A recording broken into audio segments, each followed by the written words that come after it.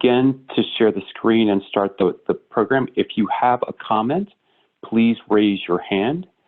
We will be taking, we'll unmute you and you can verbally ask or provide your comment.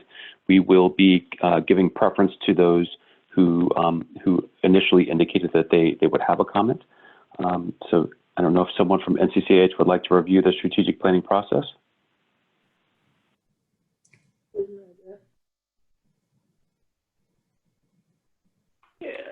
Can you hear me? This is Mary Beth.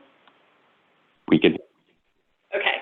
So as Dr. Langevin said, the RFI is out on the street now, and we'll provide a link for that at the end of the comment period, but you can also find information on our website. We are doing outreach to our stakeholders now through emails, and some of you may have already gotten those emails. And we will be having a public town hall in June or early July, and then as she also mentioned, the draft plan will be posted in the fall, and you will have the opportunity to comment on the draft plan at that time as well, with the final plan completed early next year. So I think we can move to the comments session now. Thank you, Mary Beth. Again, if you have a comment about the NCCIH strategic plan, please raise your hand and I will unmute you.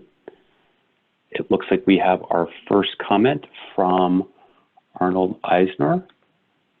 And Arnold, you are unmuted. Feel free to provide your comment.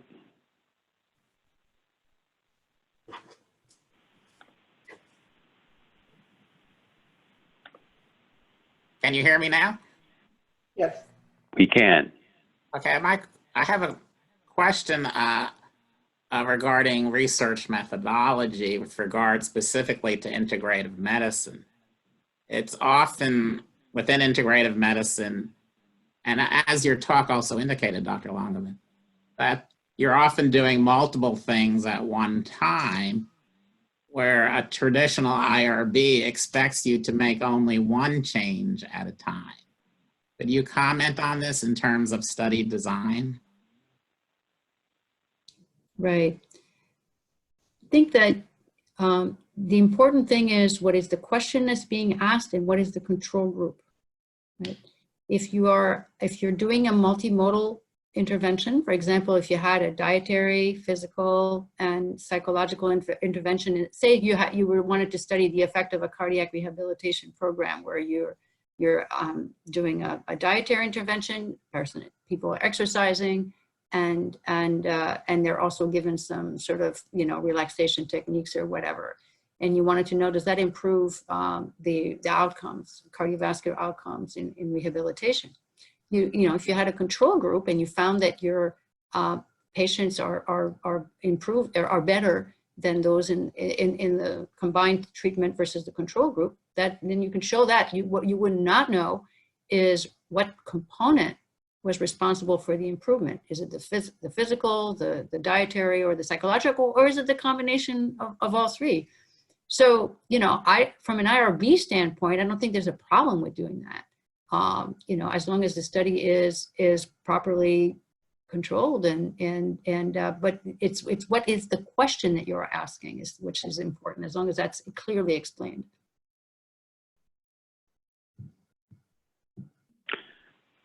So again, this is a time for comments for the strategic plan, not necessarily a time for Q&A. If you have a comment, please raise your hand and I will unmute you.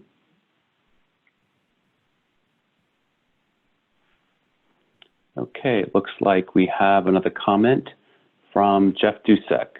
Jeff, you are unmuted. Hi, Helene and rest of the NCCIH gang. Thank you for the opportunity. I'm curious if the new plan will increase the focus on pain to include acute pain as well as just chronic pain. One of the challenges that has been waiting till the acute pain becomes chronic pain is waiting for the horse to leave the barn. And just curious if you're going to increase that breadth of your portfolio in the new plan. Thank you.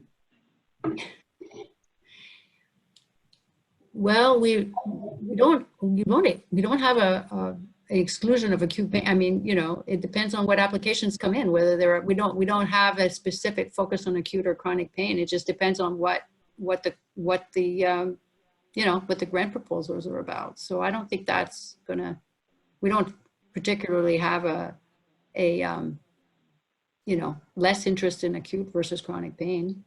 I don't think anyway. Emmeline, do you wanna comment?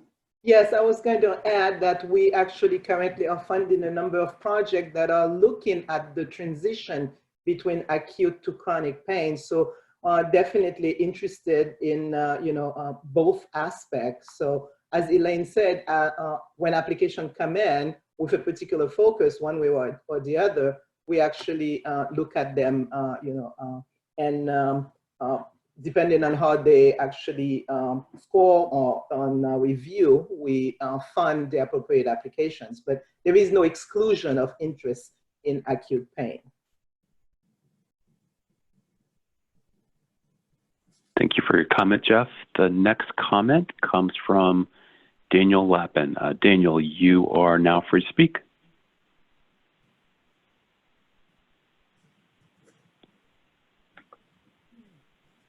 Can you hear me? Yes. Oh, you We can? can. Okay, great. Thank you very much. So I am an individual practitioner. I'm a certified massage practitioner in California. And I got to this position because about 45 years ago, I had a complex medical condition in my early teens. I was well ahead of research and clinical practice around the microbiome, infectious disease, vagal nerve, you name it, I had it. And I spent about 45 years stumbling through a variety of integrated health practices myself. I've been to a number of the national conferences. I very much appreciate the work that NCCIH is doing. From my perspective here, as a patient and as a massage therapist, I'm substantially ahead of the curve to the point that I've been looking at, you know, what might be the underlying basic science gaps that we have that contribute to the culture of thinking around medicine and health. So my question is twofold. One is, where or is there within the strategic plan a doorway for frontier thinkers who've gone through it like myself, N equals 1, okay, where very few people think the way I think because they've not gone through what I've gone through. Okay, where might there be a doorway to look at those, you know, questions or inquiry that can really change the game, big shifts?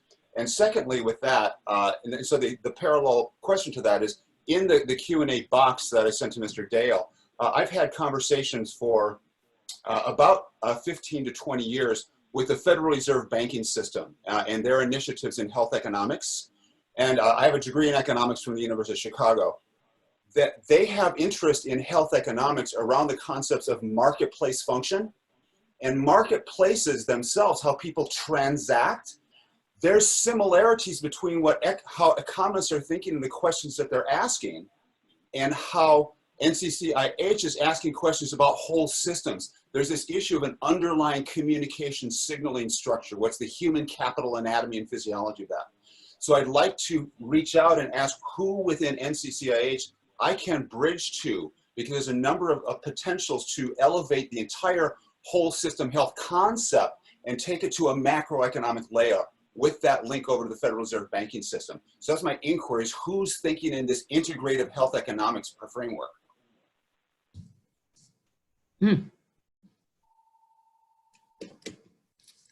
Well,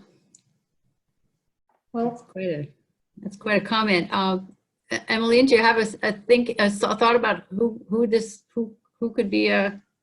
Well, I think, you know, we don't have anybody that's focused on health economics per se, but we have funded effectiveness research, you know, that actually looks at the potential cost saving of some of our complementary approaches. However, we do, because we are part of a large you know, network of other institutes that have expertise in you know, economics, behavioral economics, or health economics, we certainly would be able to engage in a conversation with you or anybody else that is related to those questions. But currently on staff, I have to say, we do not have somebody with that expertise.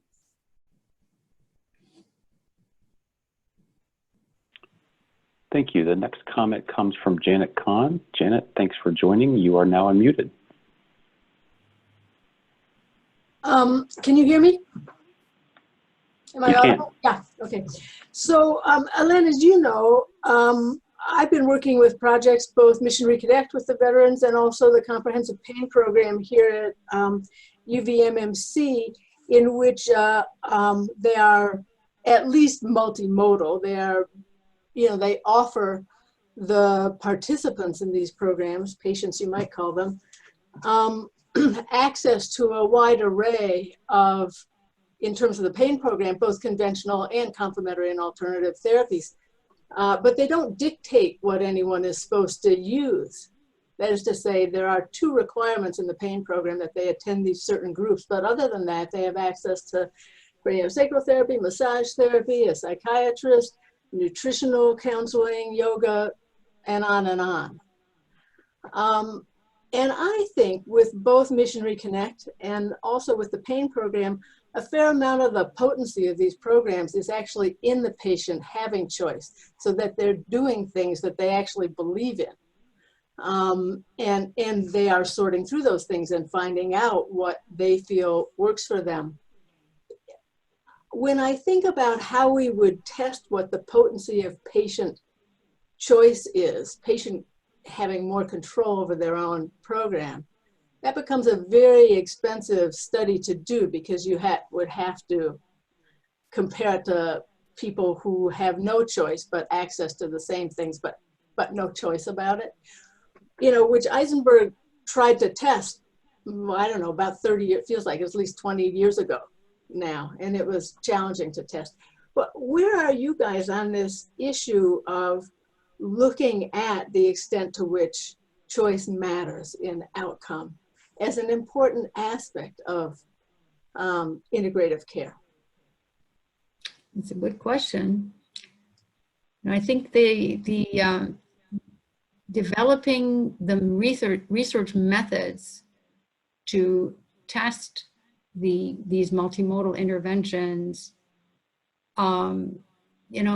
patient choice is well, practitioner, as part of the sort of what we're supposed to be doing in clinical practice is not only look at the evidence, but also talk to the patient, find out what it is that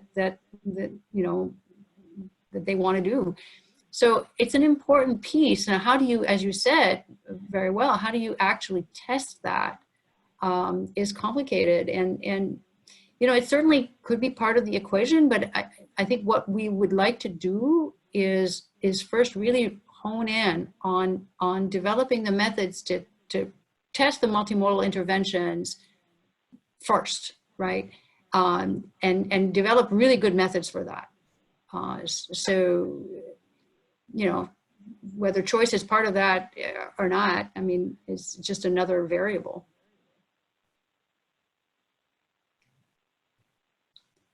And Emily, would you like to add anything to this, or?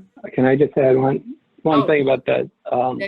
The pain management collaboratory that this is a joint effort between the DoD, VA, and NIH. Some of those pragmatic trials are looking at patients choosing different modalities to determine how they impact pain management. So there's some of that going on at the very pragmatic level in that program.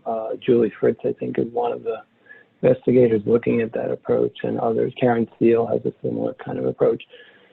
So there is that opportunity. Certainly it's something we could expand on, but we have some of that research going on now. Thank you.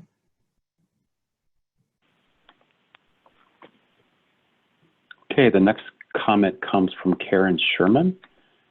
Karen, you are currently unmuted. Please feel free to provide your comment.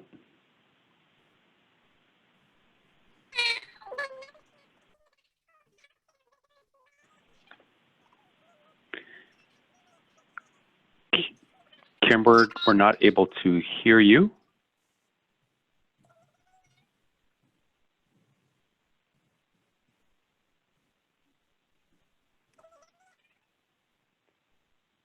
Unfortunately, Karen, we're still not able to hear you. Perhaps you could phone in, and we will unmute you then at that point.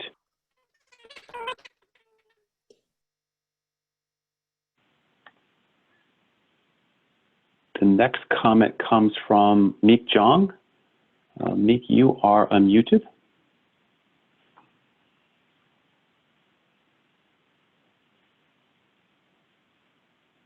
Do you hear me? Yes. Yes? Yes, we can hear you. Thank you. I'm Meek Jong, the director of NAFCAM, the National Center on CAM in Norway. My question to you is, will international collaboration with other national centers on complementary and integrative medicine worldwide be included in your strategic plan, specifically with respect to dissemination of information to the public? I'm sorry, I didn't catch all of that. Can you repeat the question? Yes, I can repeat the question. So my question is, will you include in your strategic plan also international collaboration with other national centers worldwide? Other national centers worldwide, as NAFCAM, who is also in this area, specifically with respect to dissemination of information to the public, like information on complementary therapies and integrative medicine? Yeah, okay, thanks. Certainly dissemination is an important part of the strategic plan, and is currently, and it will continue to be. International collaboration is not right now a specific goal, although, we do, and NIH does fund, international collaborations as appropriate. But certainly disseminating the information there's no boundaries to that.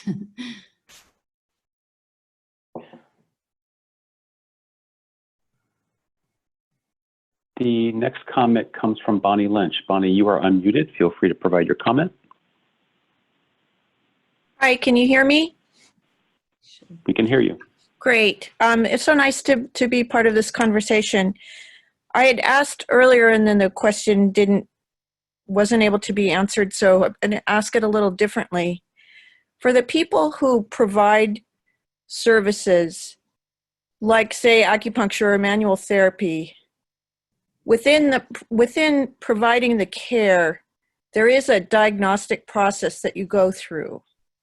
So say you observe someone and then you do some palpation and then you do your treatment and then you palpate again and then you observe and then you ask for a report 2 days later, etc.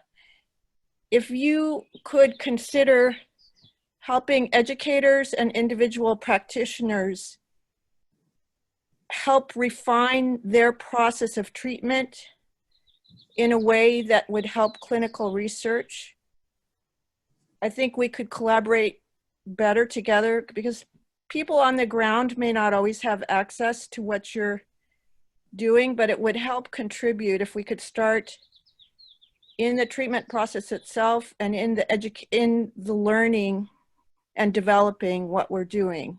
I don't know if that makes sense, but it's, research often feels inaccessible because you're treating 30 to 40 people a week and managing your productivity and trying to come up with effective approaches in isolation a lot of the time, unless you're teaching. And I just think there's a lot of material that could support how to think about research.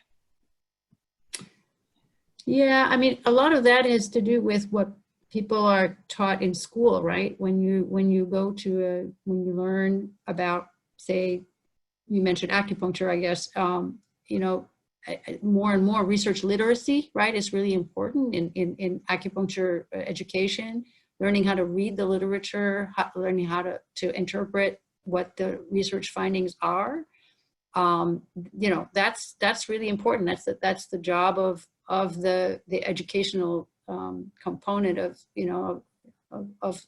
complementary and integrative health. So how does that research become more accessible? This is where the work of, you're probably familiar with the Society for Acupuncture Research, right?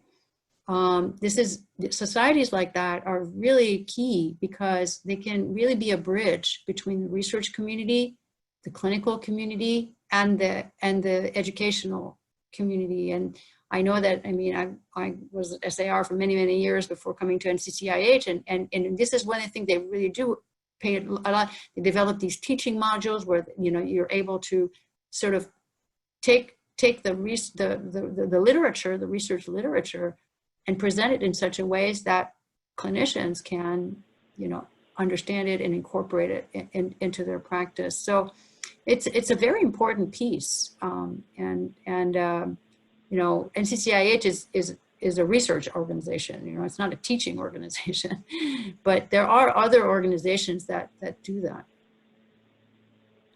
I think another aspect to that is our efforts around the collaboratory and an aspirational goal of building a learning healthcare system where practitioners are part of the research enterprise and delivering care that can hopefully change practice while at the same time answering important research questions.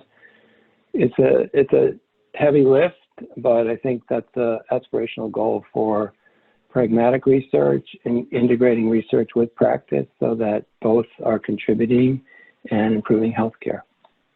And I also add that NCCIH for many years has also sponsored supplements for practitioners that are working together with a researcher. So collaboration between a basic or clinical researcher with a CAM practitioner would be another way to actually get familiar with the research process. And we do have you know, supplements that you could apply for to actually attain that goal. Mm-hmm. Just as a reminder, this section of the program of the town hall is meant for comments related to the strategic plan. If you have a question, please type them into the Q&A box. We're going to go back and see if we can now unmute Karen Sherman. Karen, let's try this one more time.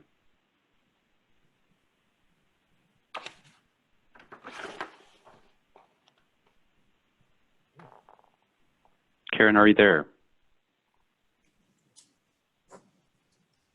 Okay, well, unfortunately, we're still not able to hear you. We will now go to Samson Ram. Samson, you are now unmuted.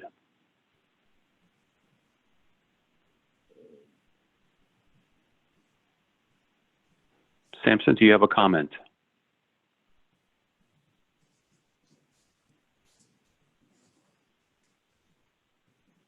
Okay, unfortunately, we're not able to hear you either. If you'd like to type your comment into the chat feature, that would be great.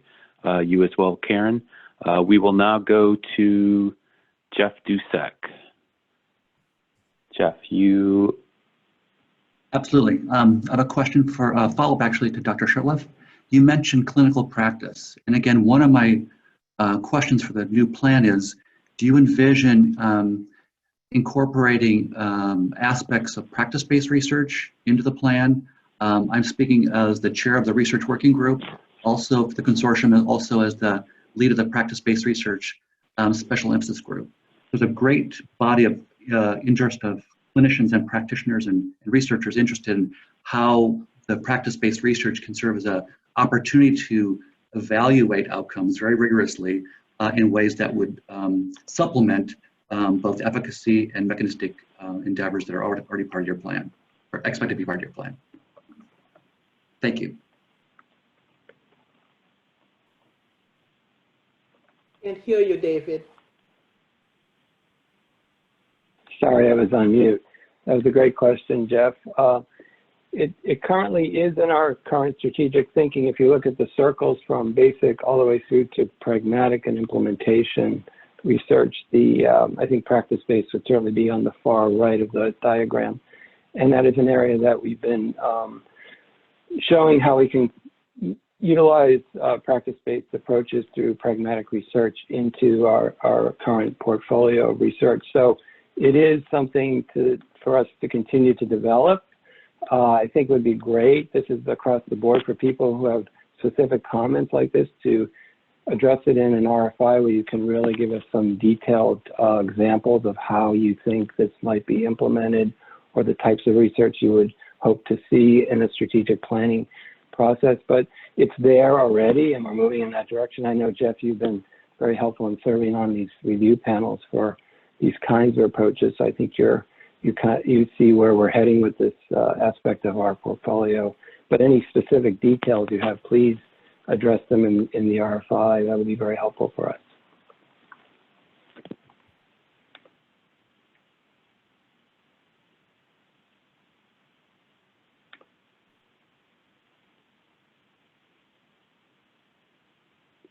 If you have a comment, please raise your hand and we will unmute your line.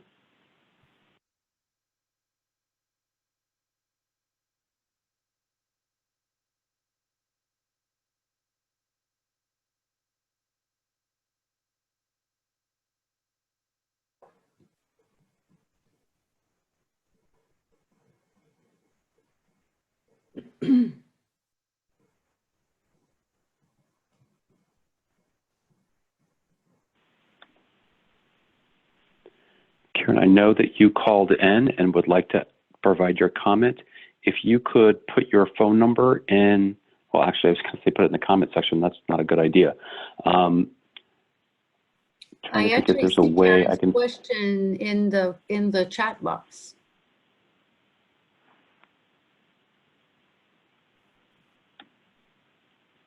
Oh, okay, great. I see it now. I have a question about the whole system research. Dr. Langevin mentioned this is quite complex methodology. Do you have a sense of how you might start rolling this out and what might come later? Well, as I mentioned, an important component of this is to develop interventions that are complex interventions that are kind of reproducible, and to develop the protocols for those interventions and to test them out and to look at their reproducibility and fidelity. So if you are to look at something, a little bit more complicated, like traditional Chinese medicine, it would be very important to do that first and make sure that these can be done across, for example, a variety of different groups of researchers. That would be an important first step. What might come after that? Well, depending on how successful that is, then that could be incorporated into a clinical trial design.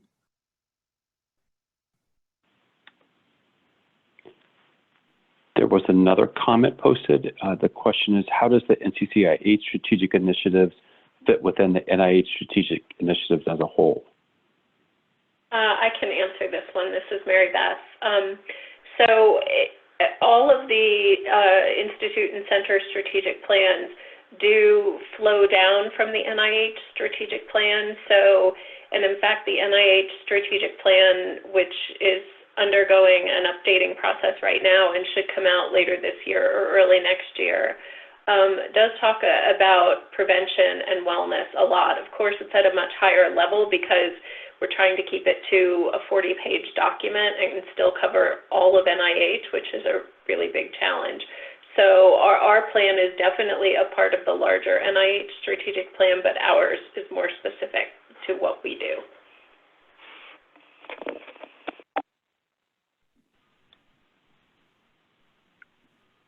Thank you. If you have a comment, please raise your hand and I will unmute you. In the meantime, there is another question. What are the viewpoints of NCCIH on mixed method studies for WSR, focusing on qualitative studies to overcome some of the challenges? Could this be part of the strategic plan? Well, that's something that we don't have, specifically right now. Mixed methods have been part of. They're an important part of research methodologies, there's no question about it. Qualitative studies on their own are generally not, sufficient to measure, but added to objective measures can be extremely helpful. So I don't, there's not, you can learn a lot basically by doing qualitative studies that can supplement or complement objective measurements, but they don't replace them, obviously. So I would say mixed methods are good. David or Emmeline, do you want to add anything? Or? Well, I think in our range, the slide that you presented that actually talked about the range of research questions, there are certainly aspects of those circles where we actually have our certain mechanism that allow for starting out with qualitative research and then proceeding to getting more objective measures. So right now we do have components of our portfolio that include qualitative research, and I don't. Yeah, I would say that's true, and certainly observational studies is a small part of our portfolio, but can be very informative as well. So there is some of that going on, and that's another aspect of sort of a qualitative research.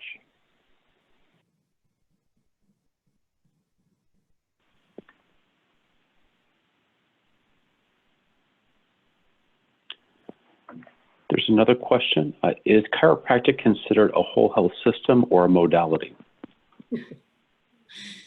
That's a very good question. I think that there are different, kind of philosophies within chiropractic that go from more sort of focusing exclusively on the musculoskeletal system to other, I would say,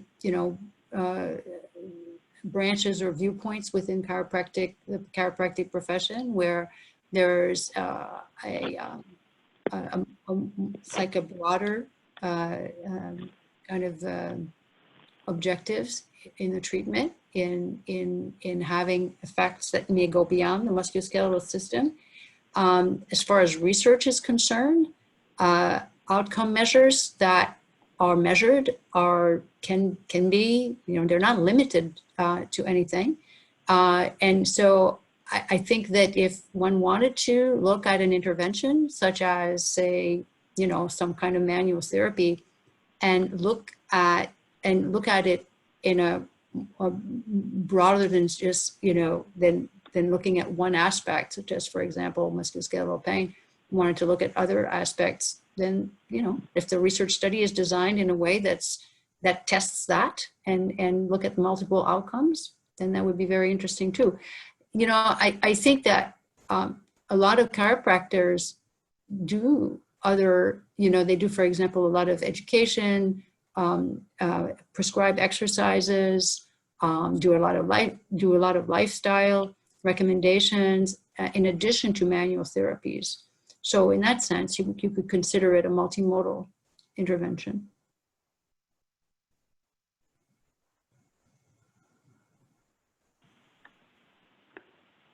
We have another question. How does cannabis and the endocannabinoid system fit into the conversation and the whole health system? You want to take that one, David?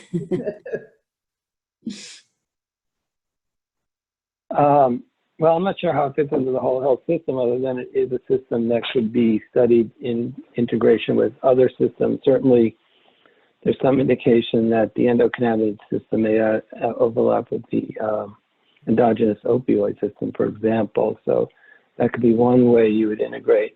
It's certainly an area, the study of cannabinoids is something we've been emphasizing in the context of pain management. We had an RFA, as you know, about a year ago, funded many projects. We just have a NOC out to continue that as a priority area for NIH to study not only the cannabinoids, but the terpenes, minor cannabinoids that are found in the marijuana plant to sort of tease out what might be the active constituents of marijuana that may be beneficial for treatment of pain.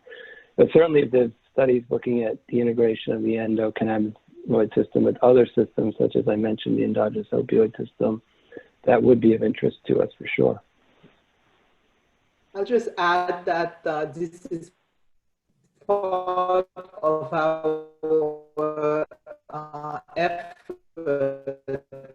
on better understanding user sources for pain management as well. So this is part of our platform to develop research in that arena.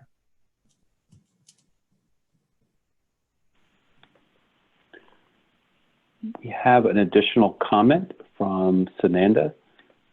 Sananda, you are now unmuted. Feel free to provide your comment.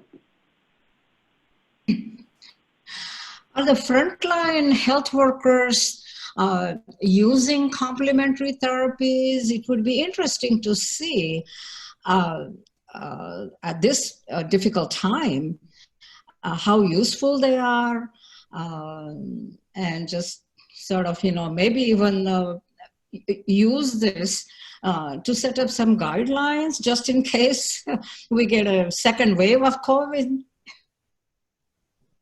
Well, certainly for, it's a good point for managing stress, for basically maintaining one's health. I think that as everybody is dealing with, especially for the frontline workers who are under tremendous amounts of stress and difficult working conditions, to maximize one's health support, right? Via, relaxation techniques, for example, for sleep and good nutrition and getting some exercise. I mean, these are all very, very important things, and to understand how best to cope with the stress of something like a pandemic is also extremely important. So yeah, we definitely want to health is, supporting health is important, especially under stress.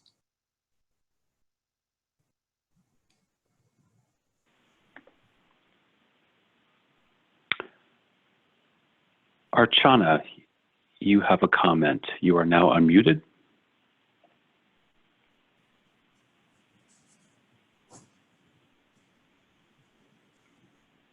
Archana, are you able to speak?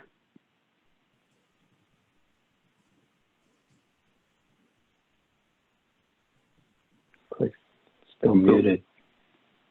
Yeah, well,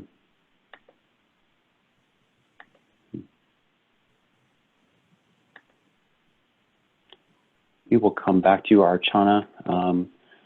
Another question, to what extent is NCCIH working with NIEHS to incorporate the effects of the built environment and psychosocial stress on the whole body health and preventative medicine? This is a good question. We've had many conversations with NIEHS about their approach to the kind of environmental health in how that interacts with human health, obviously, and societal kind of issues. I mean, they really. I mean, NIEHS is by definition thinks very holistically, right? It has to do with how all the different factors in the environment that affect human beings, and so yeah, I think there's definitely room for a lot of collaboration there. Absolutely.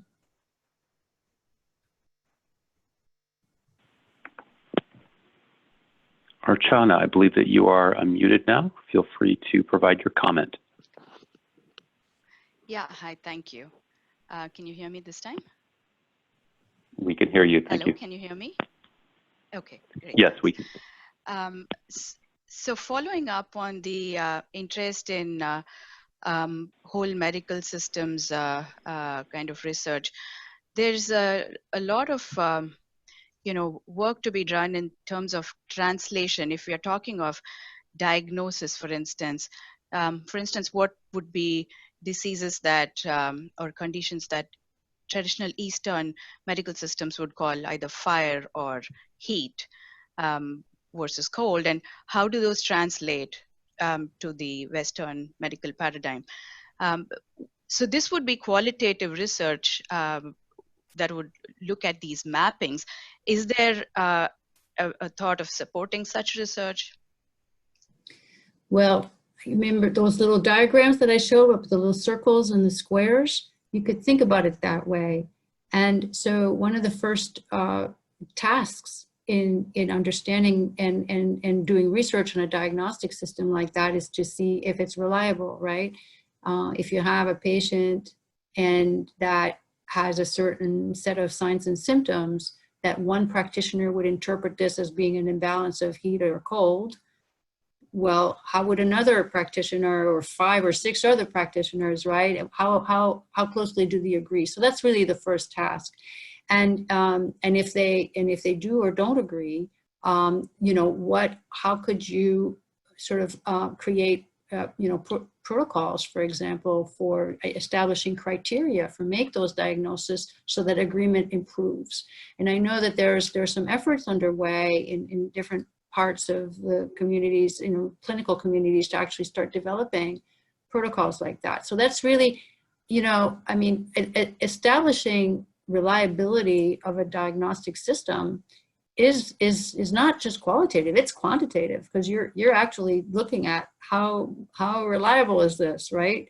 So this is very, very important basic information and basic research that really needs to be done. And then the next step after that, if you can develop criteria that people can actually agree on, then the next thing you got to do is you can say, well, what physiologically corresponds to this? If a patient has symptoms that appear to translate in describe as heat, well, is there anything that you can measure physiologically in these patients that would correlate with that? So there's plenty of room for investigating these types of syndromes, and I think that they could be very you know, illuminating, right, of different aspects of physiology that we don't typically consider in Western medicine.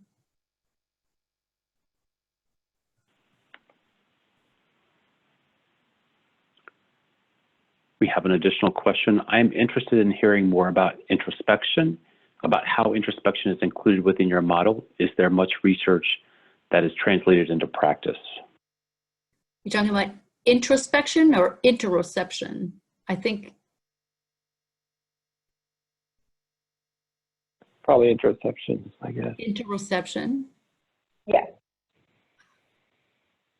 Right. Well, as we were talking about before, interoception, right? In that how the body perceives, interprets, and integrates, right? The signals from within itself. So the kinds of signals that we get from our gut, from our lungs, from our muscles, from all the various different systems. How does the nervous system input these systems and then interpret them and then regulate them? As I said, this is an area that we're very interested in, and we've already had a workshop about this, and then, you know, we're moving forward with some ideas about how to promote this kind of research. I'll just add that we will be having a webinar at the end of June on the topic, where we'll have more of an opportunity to talk about different types of research that are focused on interoception.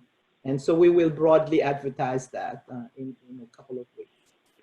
And this is an interest that goes beyond NCCIH. There are many other, particularly the brain institutes at the NIH, that are very interested in this topic as well. So there's a lot of internal collaboration at the NIH around interoception.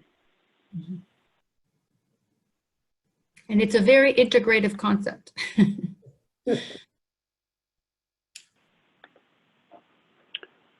Another question. There has been a significant amount of research on the psychophysiological effects of nature contact over the past 2 decades.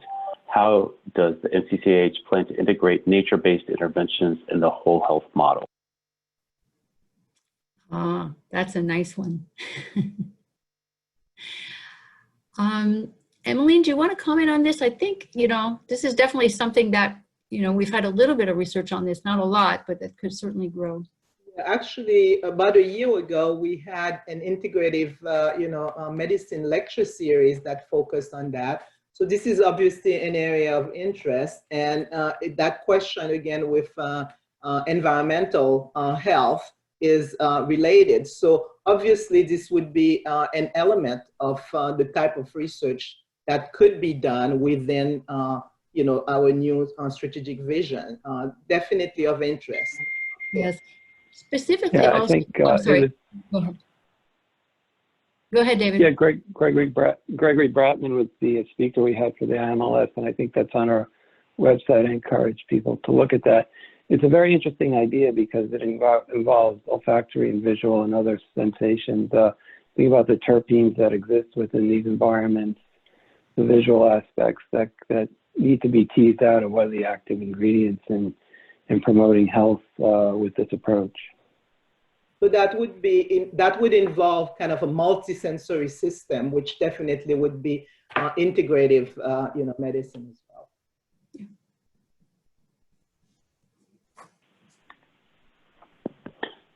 At this time, we don't have any more comments. So we would like to provide an opportunity for the NCCIH team to provide any closing words.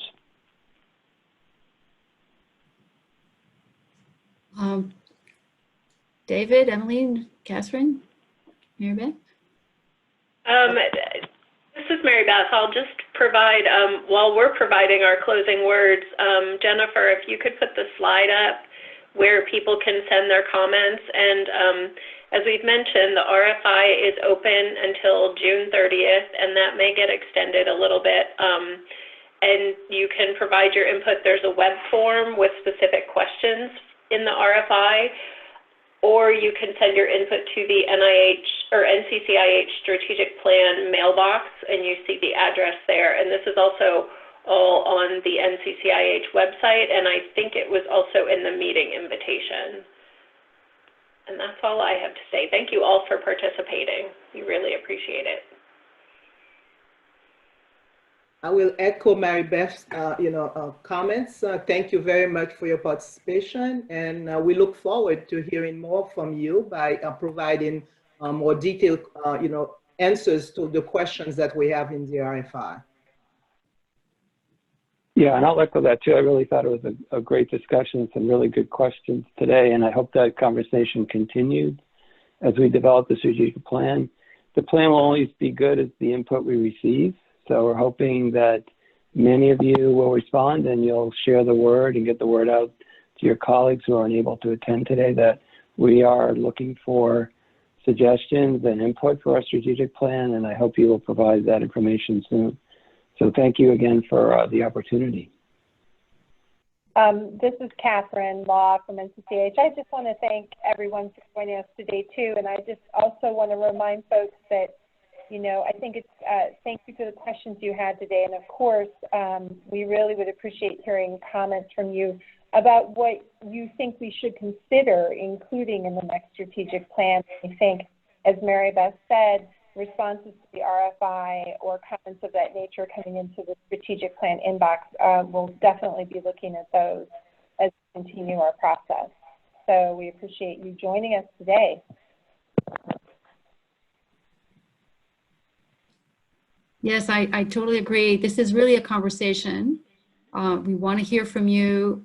If you think about something, tonight, tomorrow, whatever, just let us know, please. If there's something that you really want to let it, what's on your mind. What do you think is an area that is